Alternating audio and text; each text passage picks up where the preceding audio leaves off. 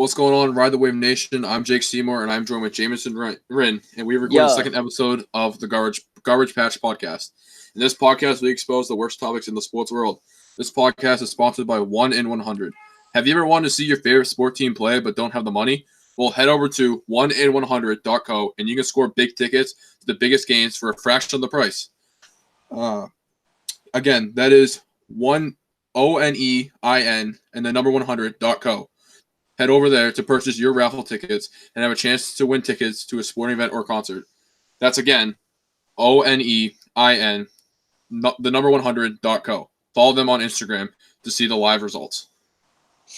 So, Jamison, first topic we have here is Game 5, NHL Stanley Cup playoffs, or the Stanley Cup. Bruins and Blues. Bruins are down. I believe at the point it was 1-0. it's Bruins tied, are yeah. down in the third quarter, the third period, and Akari gets tripped, and there was a missed call on the play, which resulted in a Blues goal, and the Bruins go down by 1 goal, and eventually end up losing the game off of this blown call. Jamison, what do you think? The rest pay must be crap. Like, think about it. When you're paid in a very high amount, you're motivated to do well in your job. And when I see this BS by the refs, they must be getting paid minimum wage.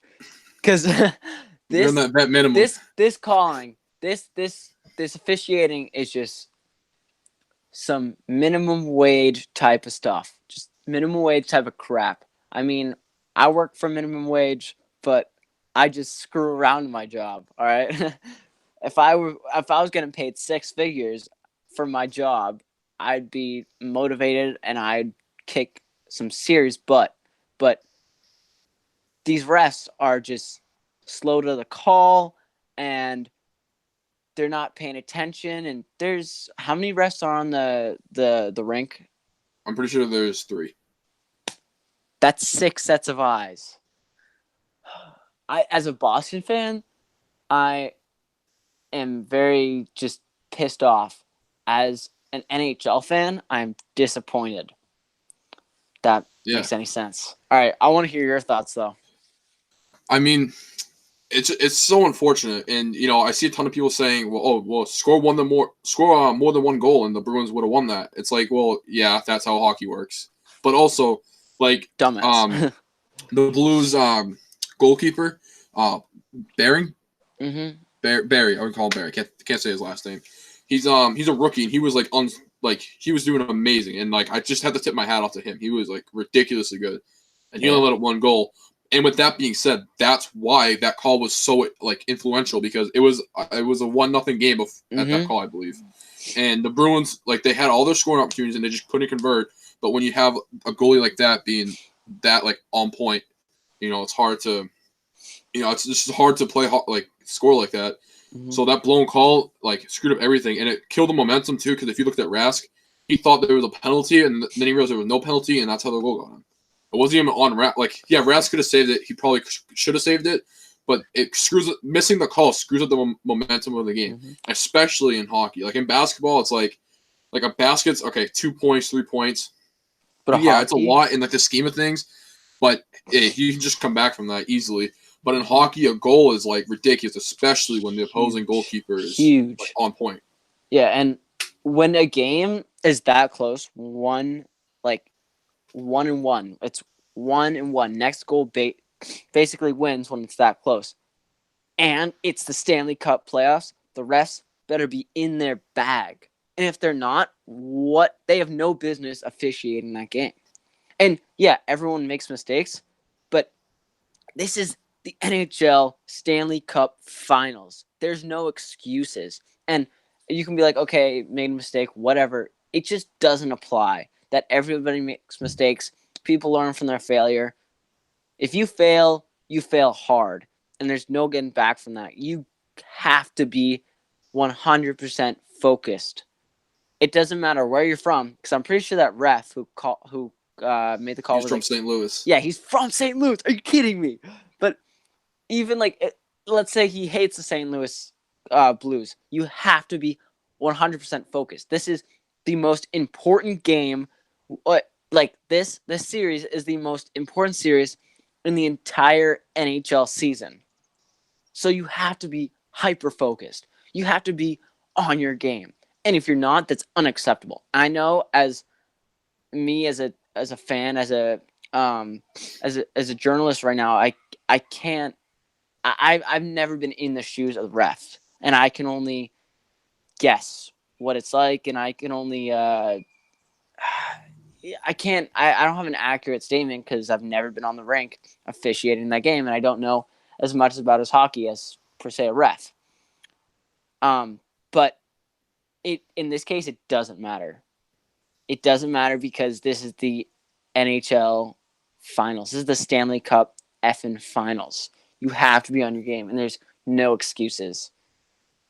Yeah, and I mean, I blame the league, the NHL, just as much as I blame those refs. The NHL shouldn't have had a St. Louis guy refing the Cup.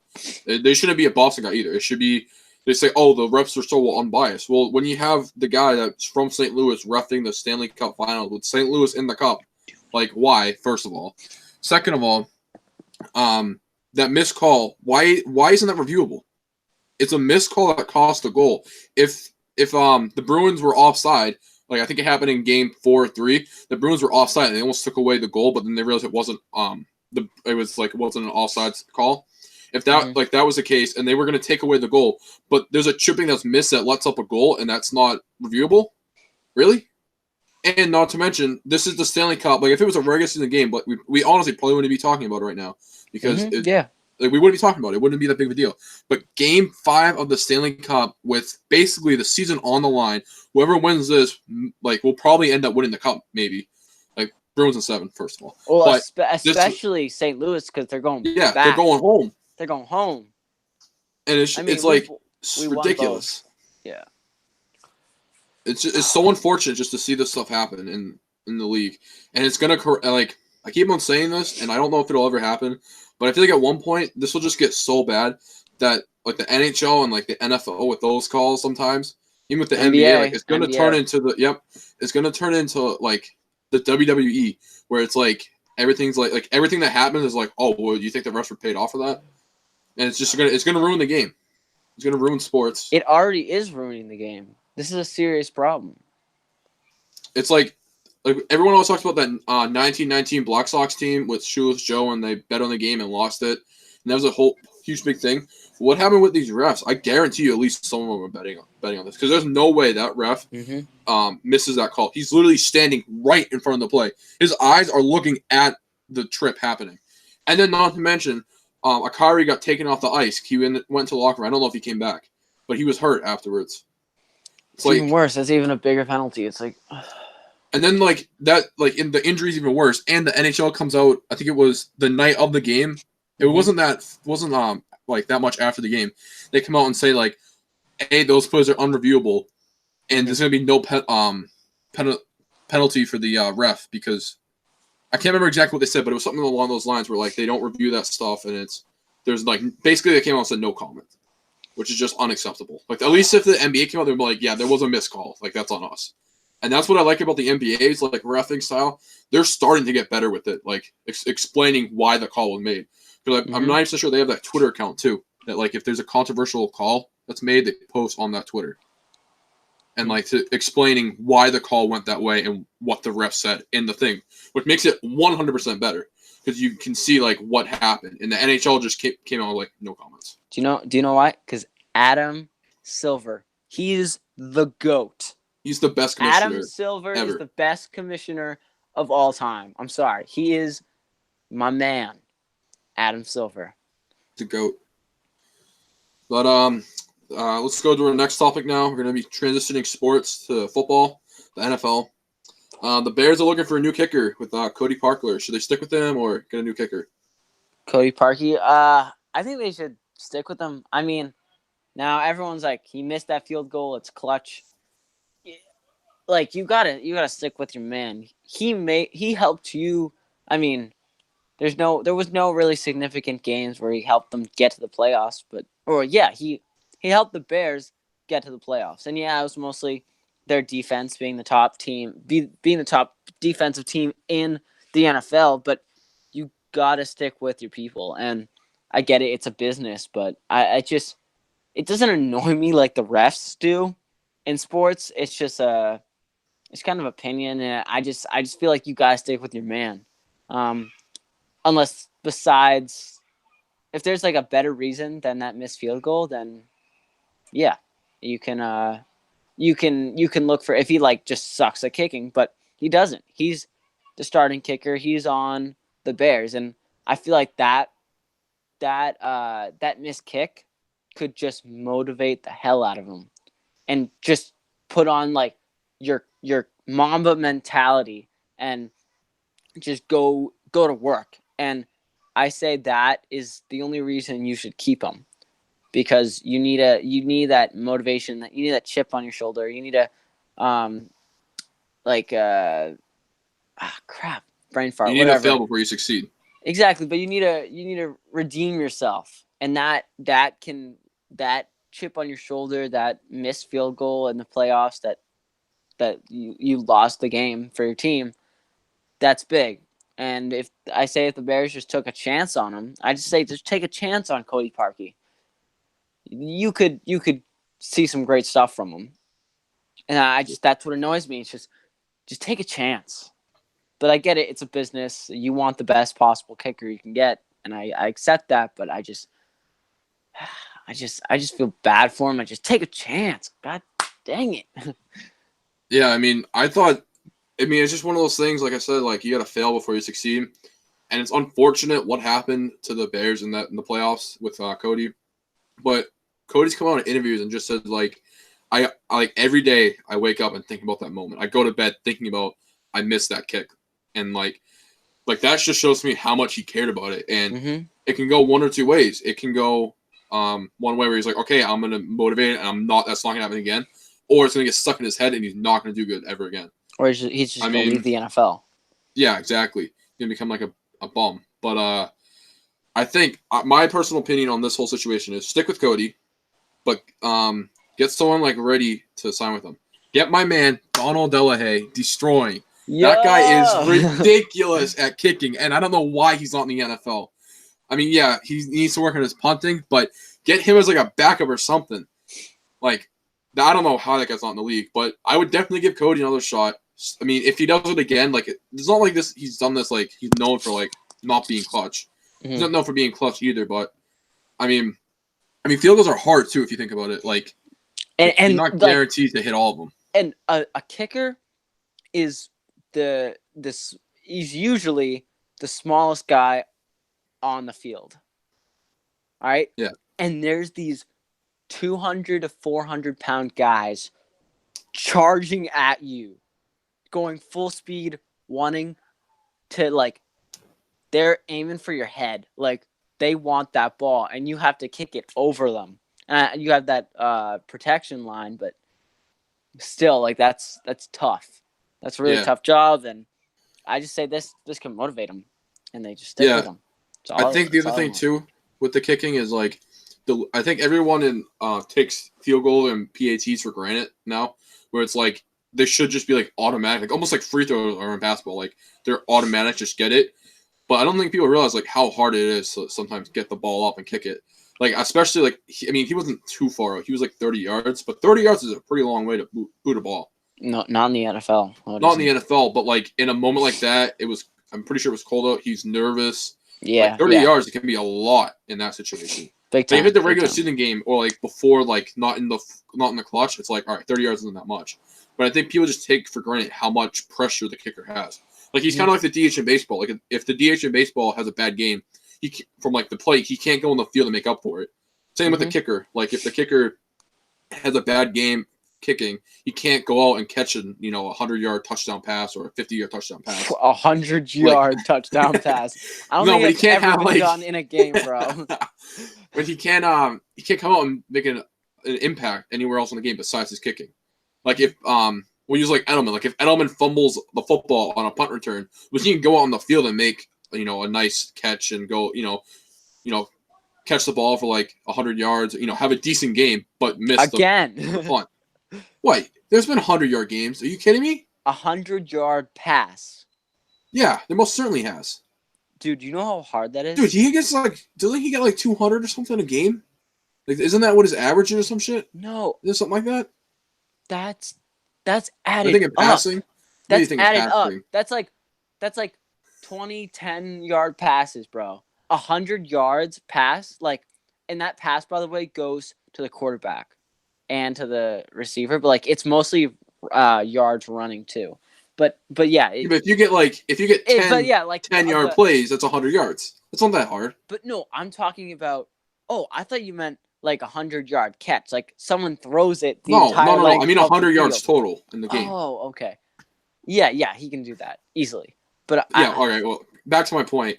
Like, the kicker can't make a big. If he screws up, and there's no going back to fix it. And you can't do anything to further fix that besides getting the next kick in. Yeah. And Yeah, definitely. that was my point. But anyways, we can move on to our next topic. Drama in the Browns minicamp. Duke Johnson, the third string running back, asking for a trade. Jamison, what are your thoughts on this? What are you doing, dude? You are on. You're the top of the food chain. Like, no one gives a. Or you're in the Bottom of the food chain. Bottom of the food chain. Whatever. I suck at science. You're like the lowest possible person. Almost. You're like one of the lowest possible person. Third string quarterback behind Nick Chubb and Kareem frickin' Hunt. You can't be saying anything. You can't talk. You need to keep your head down and play as hard as you can. And I know, remember, we don't have an inside, or we haven't experienced what the NFL is like, but still, I think anyone can point out that you are a third string quarterback on a team full of versatile players who want your position and want to get paid. And by saying these things and by saying, oh, I want to trade, I want out of the Cleveland Browns, dude, you're not going to get paid. And then other teams are going to look at this and be like, one, he's not even that good. And two, I don't want this drama in my team. I don't want this messing up with the other players. What are you doing? We're not going to sign you. We're not going to I bet the Browns are going to trade him for a couple bucks. Yeah, he's going to get cash considerations back and maybe a couple picks. Yeah. Like a sixth round pick. Number 100. Wait, I forgot how many picks are there in the NFL draft? Total? 32? Oh. In the NFL. Yeah, it's like 200 and something, 300. He's going to get the last pick. But it's still unacceptable from. It's just what are you doing? You have no place to say this because it won't help your career and it won't help your team, and your team helps your career. And I just say keep your head down, work hard, because you will become a trade asset if you work hard, and you will get traded, or you get so good you can demand a trade, and people will be like, okay, I will trade you. Come on. Yeah. I mean, my thoughts on this whole thing is I get it. You don't want to play for the Browns, or you don't want to play for a certain team. You're the third string and you just want to get out of it. I understand that.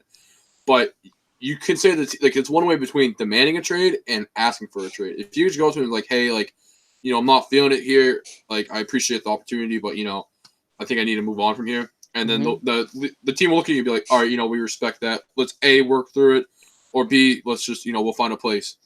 I don't know what was going through this guy's head to A, just demand a trade as a third string, and B, do this during OTAs. And dude, he did it. You need to prove yourself.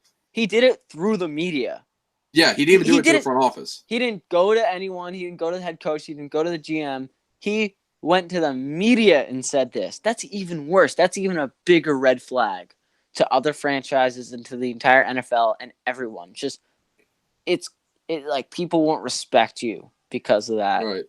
And it's just what are you doing? Come on. Play the business, be respectful, and work your butt off.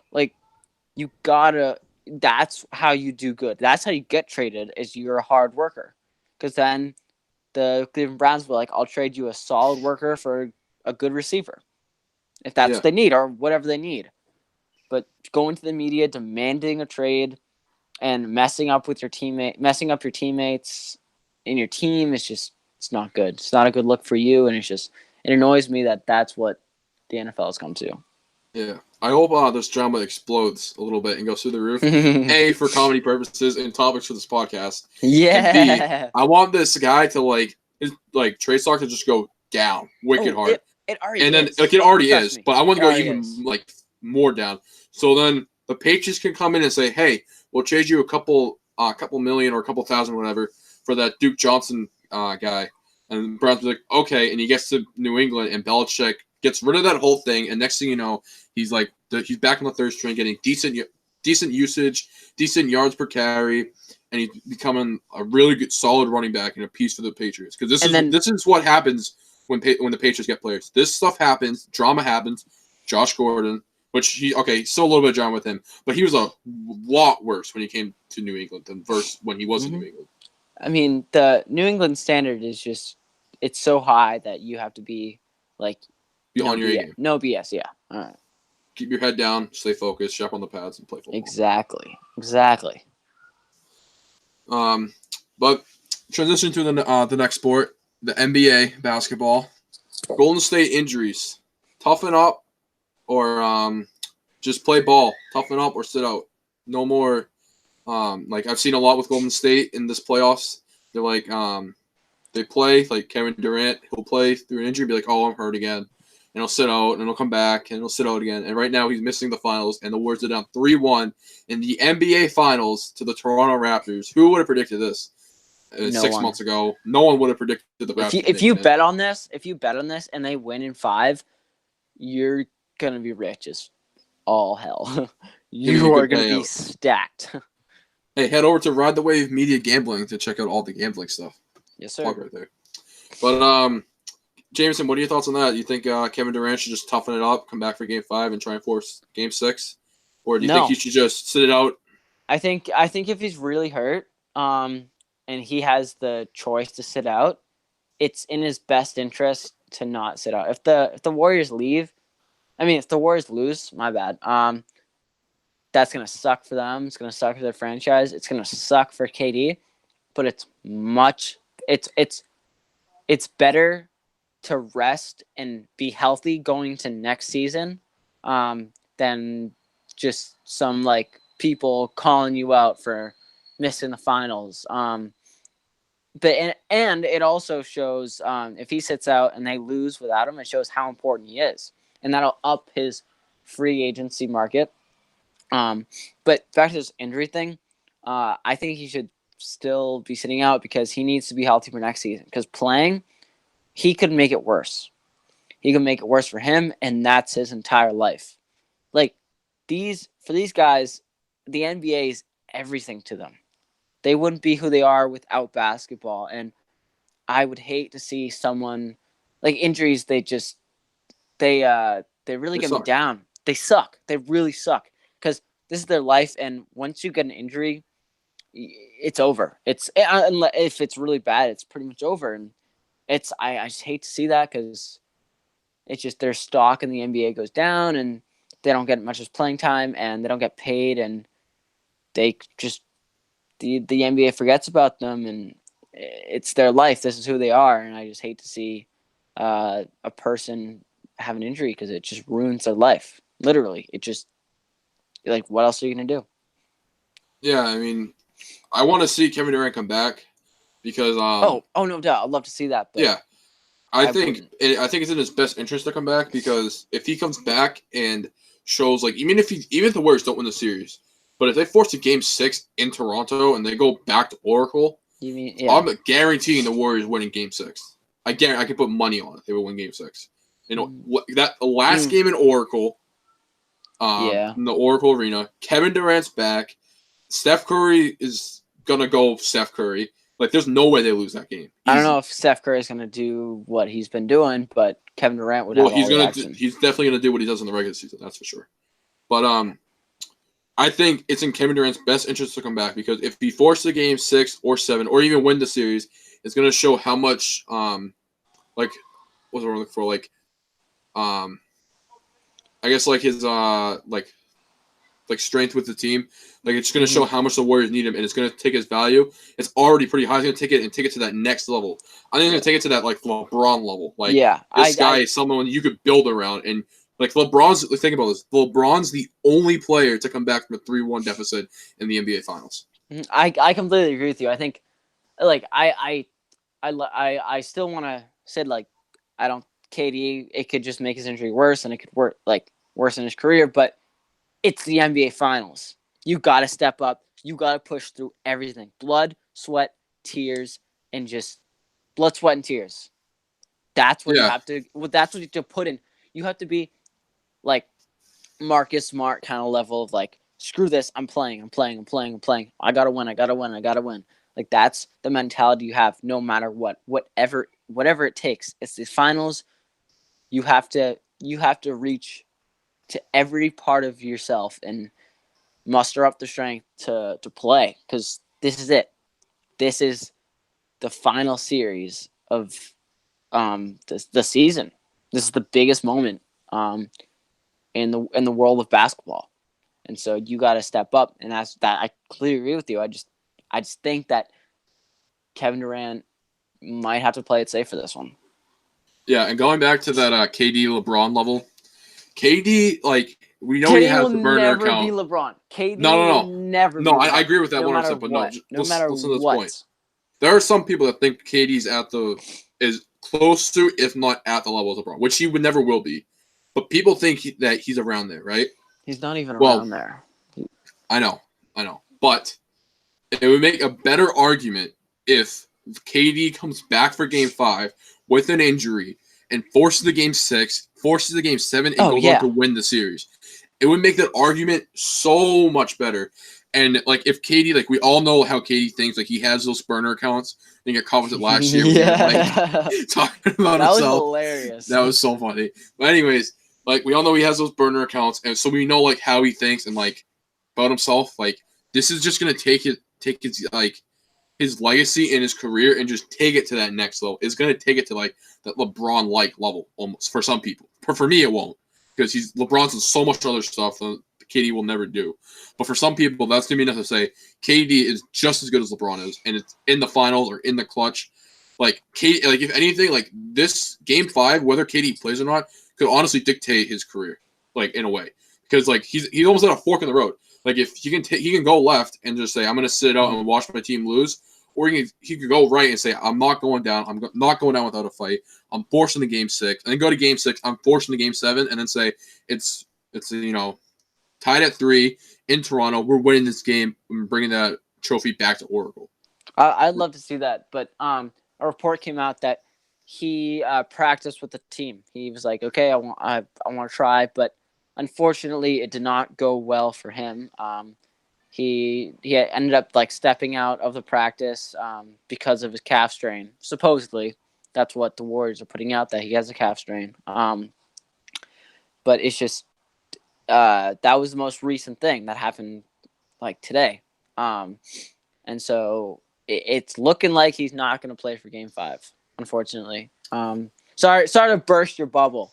I mean, I wonder if the report was like he was hurt and like, he couldn't practice. He was hurt, but then he's going to come back for Game 5 as a surprise last minute, slide him right into the 6-man position or slide him right into the starting lineup. And the Raptors like, oh crap, we have to play against Kevin Durant now. And now we don't have to worry. But now it's not just Steph Curry, Draymond Green, and Clay. It's now Kevin Durant. And Kevin Durant, I've been saying this forever. The Warriors needed Kevin Durant more than they needed almost any player on that team, in a way. If you think about it. Wait, hold on. Oh, if you think about it, God. Listen, the Warriors never needed Kevin Durant, bro. Well, the Warriors. No, they didn't. Wait. What was the Warriors' first championship they won? Against what team? Against the Cavs, right? Yeah, against the Cavs. Who played in that series? LeBron. LeBron, yeah. Okay. Who else? Name someone else. Name someone else. Anyone? Anyone on that team. Curry. That played the whole series. Curry. That was on the Cavs roster. Love. Nope. He didn't play. He didn't play. Kelly Olynyk dislocated his shoulder in round 1. He was out for that series. Smith, was he on the Cavs then? Yep, he was on the team. He was on the team. I don't know. You're free. This is I'm my panicking. point. I'm The Warriors won a championship against a LeBron-led Cavaliers team that did not have a Kyrie Irving for the whole series because he got out in Game 1 with his knee injury because he hit knees with, I believe it was Klay Thompson. I think he did. Kevin Durant was out. Kevin Love was out because he had his shoulder dislocated by Kelly Olynyk. It was LeBron and a bunch of nobodies. It was like Cleveland's first finals appearance back in 2006. It was, or 8, something like that. No, not 8. No, not 6 8. or 7, something like that. Mm-hmm. But this show, that team was a LeBron-led team that had nobody on it. The Warriors go on the next season to go 73-9. The best team in NBA history goes to the NBA Finals, down up 3-1, and it's a LeBron-led with a Kyrie Irving team, and they absolutely destroy the Warriors in the next 3 games and win the series in 7. My point being, and then Kyrie leaves. I think Kyrie's on that team again to play with Kevin Durant, right? Yeah, he is. Okay. So Kevin Durant comes, and they beat Cleveland wicked bad. Kyrie leaves, and it's a LeBron-led Cavaliers team, again, just like it was 3 years prior. But this time, the Warriors have Kevin Durant, and the Warriors kill Cleveland. And now, LeBron's out in the West, in Hollywood, making movies, not playing basketball, because he's not doing that. We all know that. And it's the Toronto Raptors with a way better team than the Warriors have ever faced in the finals. Kawhi Leonard, Kyle Lowry, which I'm not saying Kyle Lowry is better than Kyrie or Kawhi is better than LeBron, but those 2 guys are really good in themselves, and the whole surrounding team makes the Cavaliers supporting cast awful. You mean Raptor? The Raptors supporting cast is way better than the Cleveland supporting cast. What they ever had. Completely. And this is why the Warriors are down 3-1 without Kevin Durant. Yeah, okay, they missed Klay for that one game, right. But they never played. You see what I'm saying? Every time they didn't have Kevin Durant, right now without Kevin Durant, they're 1-1 in the finals. So if they lose Game 5, they're going to be 1-2 without Kevin Durant in an NBA Finals series. This is why Kevin Durant needs to come back for the Warriors, and that's why he's the most pivotal player the Warriors ever had on that team. Jamar Green, he gets the ball moving, but who does he pass to? Kevin Durant. You might get the ball to Steph Curry or Klay, but the ball ends up in Kevin Durant's hand, and he is by far the best player the Warriors have ever had. All right, Jake. Props to you because you just shut me the hell up. You're right. I'm speechless, man. I'm just saying. It's true. Wow. All right, well, we're gonna head over to our next topic now. So this is a topic I put it in the notes. I am getting sick and tired of the underappreciation for Klay Thompson. I'm taking this one. Okay. Yeah, you go. You go. I'm gonna go real quick. This man is next to Kevin Durant is the most pivotal player on the Warriors. This guy scored 54 points on, I think it was 9 dribbles in a game. 9 dribbles, and he scored 54 points. This guy is ridiculous, and it's crazy to me that when I go through it and I read Instagram comments on the NBA page or all these basketball pages, if I go through and read it about Klay not playing, and I think it was Game 3, and I go through and just read about it, and people just don't realize how good Klay Thompson is. Honestly, if you gave me Steph Curry or Klay Thompson, to build my team around, I think I'd pick Klay Thompson. Oh, to build your team around, you want to go with Klay. This guy is ridiculous. He needs more recognition from the NBA and from All NBA and the All Stars and just the awards. He should have made All NBA. And no reason why he should have.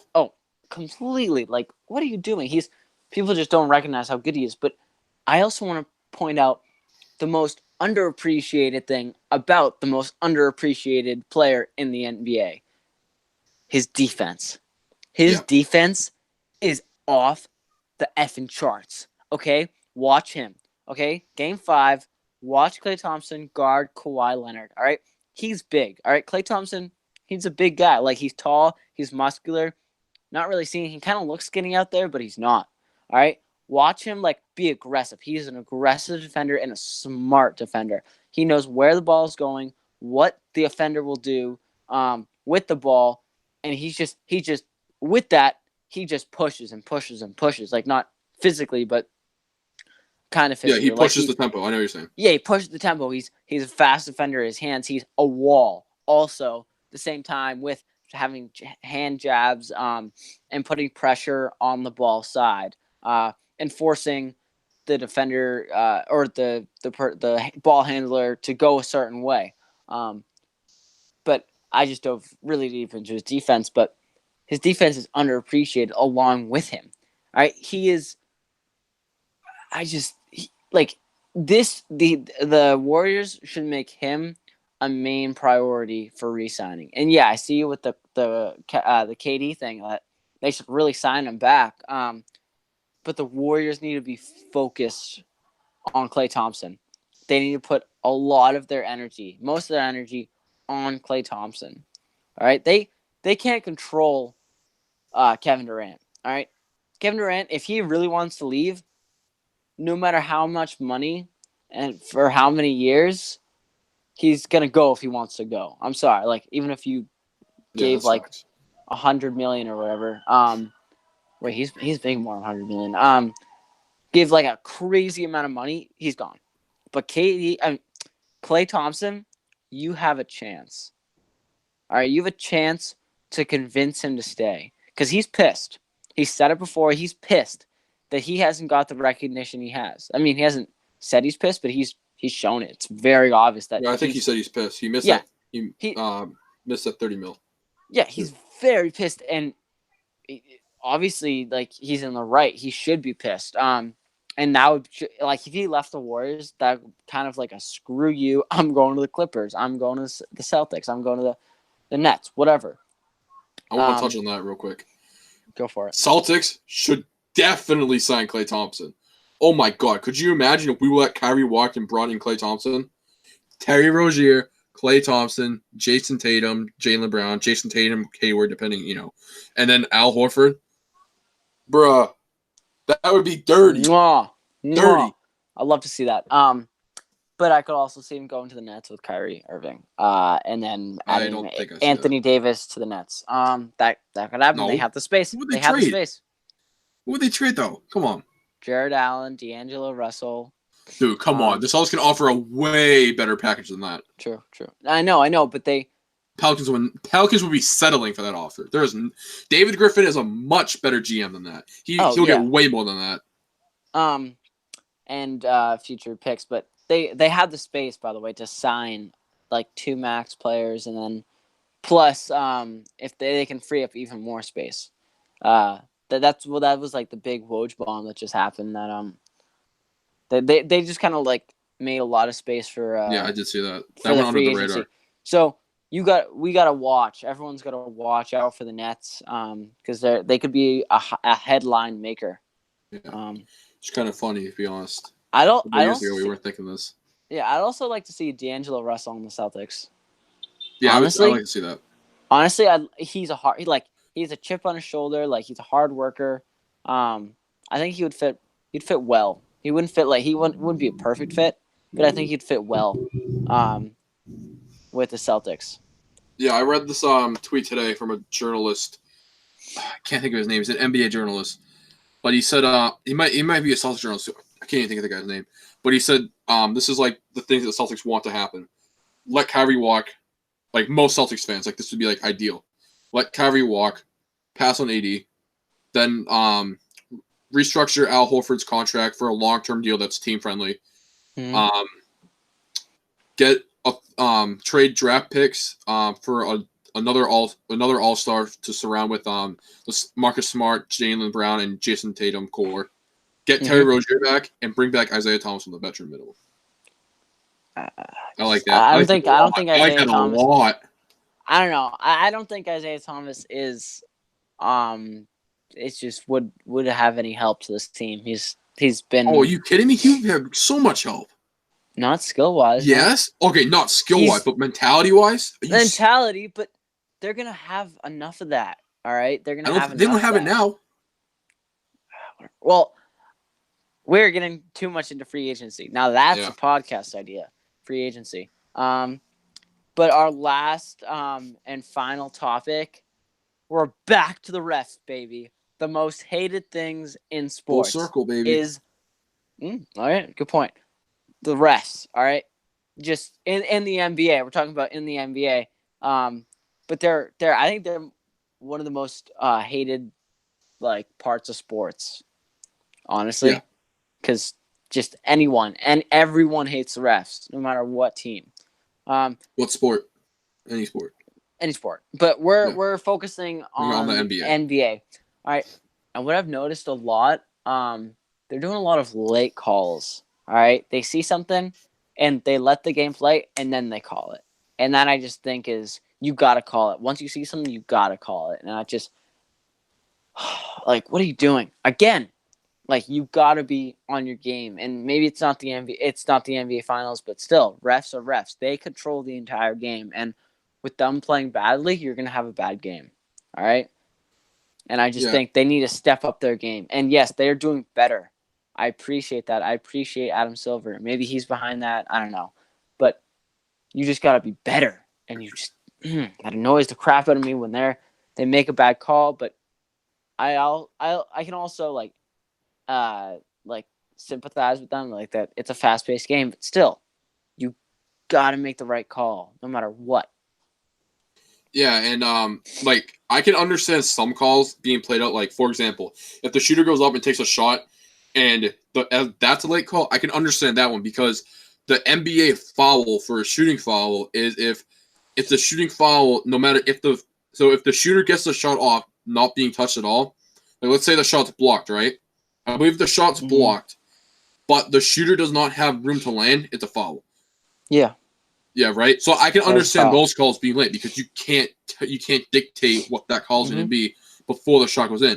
But my problem is when a shooter goes off for the shot and you can hear the slap of the skin. You can hear it on TV and I've heard it at the games before live. Yeah. You can hear it and the refs wait to see if the ball either A goes in or B misses because if it misses they call the foul. But 9 out of 10 times when it goes in they don't give them the foul. It's like that should be an and one. There should not be we'll let it pass. You made the shot anyways. No, you go to the free throw line and get one more shot. That's the beauty of getting fouled and getting the shot. It's called an and one for a reason. The refs have adopted this mentality that they control the game. They do not control the game. The players control the game. The refs, they merely watch and make sure the game is played right. That's all they do. They don't decide who gets they don't decide. It isn't just like up to them. At a random if someone gets extra free throws or not. Yeah, if someone makes the penalties, obviously it's for them to see that and call it out. But the refs, they can't control the game. It isn't their game to be played. It's the players. And that's most out of everything. That's what makes me mad. They have to let the players play and leave the officiating to a fair minimum. All right, you have to let the players play their game, and you can't control it. All right, you can ride the wave of the game and point out something, be like, "Hey, yeah, you like that?" Yeah, I like you that. to point out something that's wrong and give the appropriate penalty, but you can't be a deciding factor in the game. You have to make the right call, and if the players mess up, that's being the deciding factor. All right. That's the players deciding they're going to lose the game for themselves or they're going to win the game. But the refs, they just look. They have to look. They can't control. And that just, I get pissed off when they have that mentality of we're the most important things on the court and we're going to control the game. We're going to decide who wins. And when refs do that, there's no point of playing a game. There's no point of having NBA basketball if the refs are crap. If the refs have that mentality if they control the game, because the players control the game. All right. Yeah, and that's the whole problem with the whole ref situation is that, and this goes across all sports, not just the NBA, that the power goes to their head. Like they realize the power they have and that they can influence the game, and they shouldn't be influencing the game, but they do. Like this is the perfect example of a ref. Ready? The ref is like the mall cops. You're in you're playing the game. You're in the mall, and they come up to you and just say something stupid, and they got the little Mall Cops, they have the badge, and I think the Power Girls are ahead a little bit. Same thing with the refs. They got the whistle. They can stop the game at any point, make any calls they want, just like the Mall Cop. The Mall Cop basically do anything they want. And it literally, it's a perfect example. The power just goes to their head in that. Perfect example. You summed it up right there. Damn. It's what it is. All right. I think that's a wrap for the second episode of the Garbage Patch Podcast. That is a mouthful. That's a great name. It's a good title, though. Fantastic title. But remember to check out 1-100. That's ONE, the number 100. Wait. ONE. ONE. Number 100. Number 100. That's my fault for butchering that up. That's a great company. Go check it out. Great people working for them. And just, it's a great deal. It's $14 for a chance to win a Stanley Cup Finals game. Come on, that's a deal right there, and you got to check them out. Great people.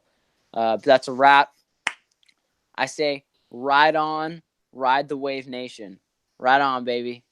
All right, peace out, boys. Make sure to tune in next week where we'll record the third episode of the Garbage Patch Podcast, and tune in for tomorrow night when me and Jamison will be joined with Kenyon Bodak and record the Boston Power Hour. Yeah. Peace out, boys.